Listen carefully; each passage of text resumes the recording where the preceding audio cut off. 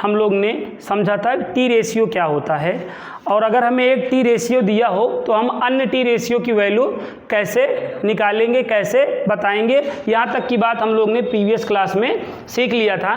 सबसे पहले मैं आपको एक बेसिक क्वेश्चन देता हूँ। जैसे प्यारे बच्चों, आपको tan थीटा इक्वल 3/4 गिवन हो जाए। क्या गिवन हो जाए? tan theta equal 3/4 given that कर दे, और आपको अदर टी रेशियो की वैल्यू फाइंड आउट करनी हो, अदर टी रेशियो का मान आपको बताना हो, निकालना हो, तो आप क्या करेंगे? ठीक है, टी रेशियो क्या होता है आप प्रीवियस क्लास में सीख चुके हैं। दो साइड का जो रेशियो होता है वही क्या कहलाता है प्यारे बच्चों? टी रेशियो कहलाता है ना। और टी रेशियो के आल फार्मूले आप सोना चांदी तौल लाल बटे कक्का से याद रखते हैं कि नहीं बताइए? या पंडित बद्री प्रसाद हर हर बोले से, ये आप आल टी रेशियो के फार्मूले, इन्हीं दोनों में से कोई एक ट्रिक से आप क्या करते हैं? याद रखते हैं। समझ गए?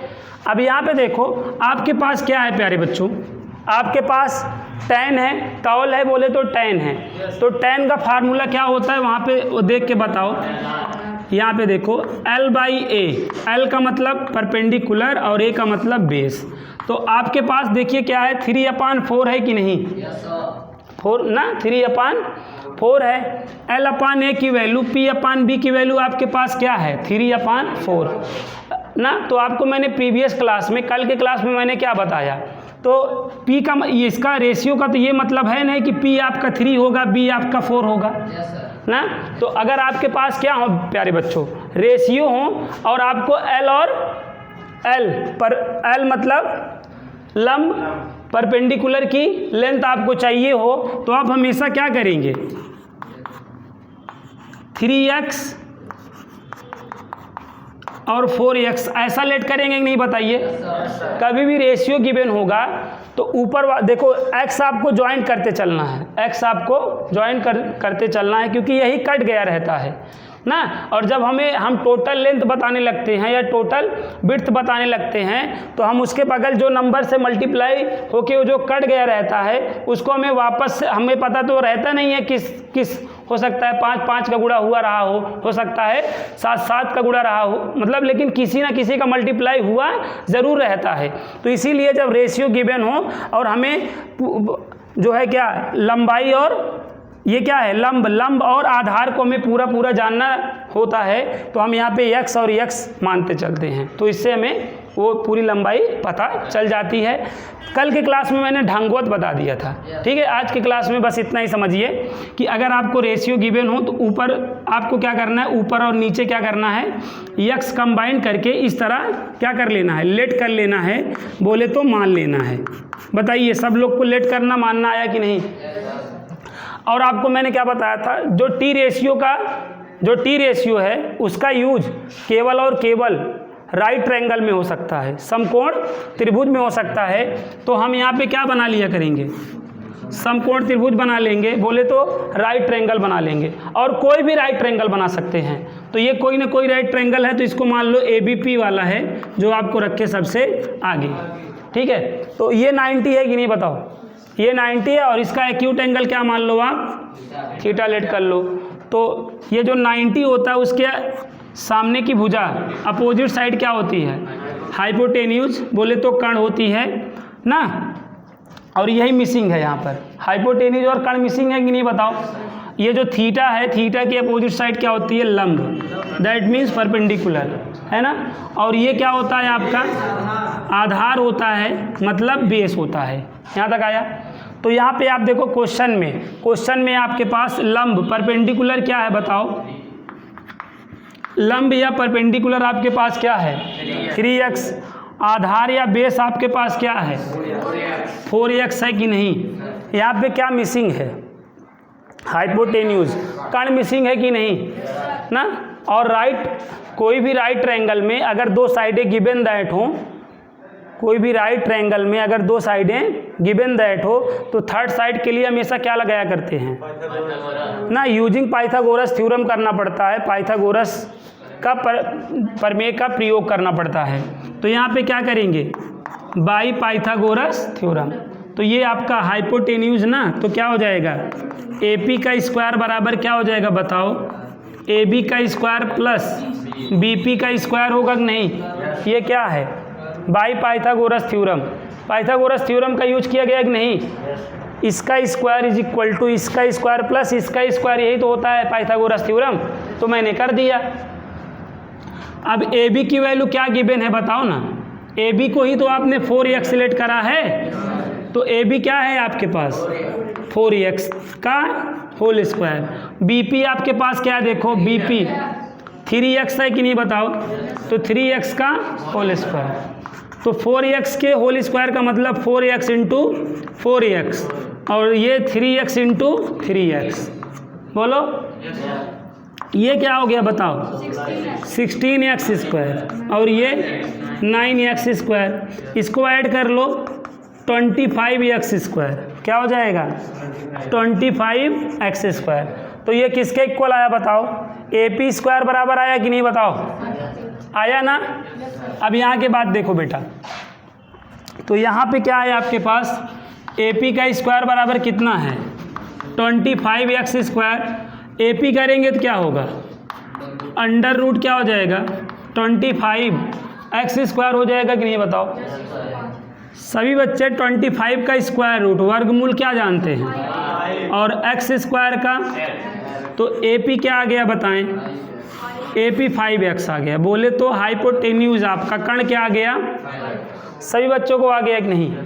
तो अब इस राइट ट्रायंगल की ऑल साइडें गिवन दैट हो चुकी हैं, इस समकोण त्रिभुज की तीनों भुजाएं ज्ञात हो चुकी हैं। हमें क्या निकालना है प्यारे बच्चों, अदर टी रेशियो का मान निकालना है कि नहीं, अन्य त्रिकोणमिति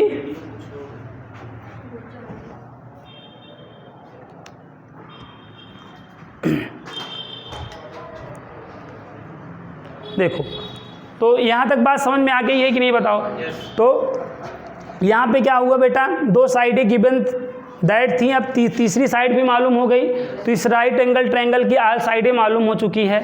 तो अब हमें अदर टी रेशियो की वैल्यू फाइंड आउट करनी है, अन्य त्रिकोणमिति अनुपातों का मान बताना है।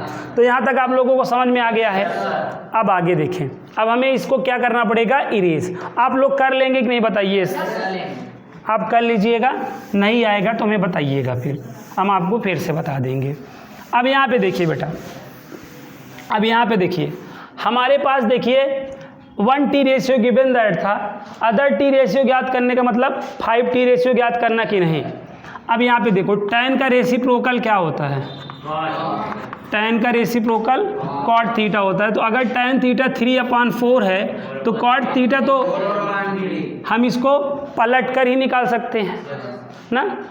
अब हमारे पास tan और cot हो गया कि नहीं, हमारे को sin थीटा चाहिए कि नहीं बताओ, sin थीटा।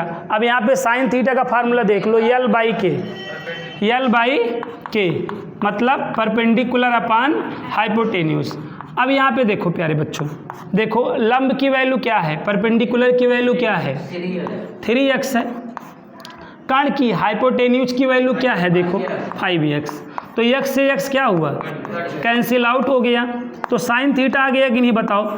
साइन थीटा का रेसिप्रोकल कौन होता है, कॉसेक थीटा होता है कि नहीं। साइन थीटा का रेसिप्रोकल क्या होता है। तो अब इसको अगर हम पलट दें तो दन से साइन निकला है, कॉसेक भी आ जाएगा ना।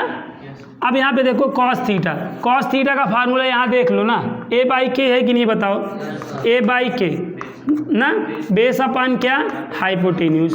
तो बेस क्या है बेटा, आधार क्या है बताओ 4x, कण या हाइपोटेन्यूज क्या है बच्चों 5x। तो x से x 4/5। तो बेटा ये कॉस का अब ये क्या है कॉस का रेसिप्रोकल सेक।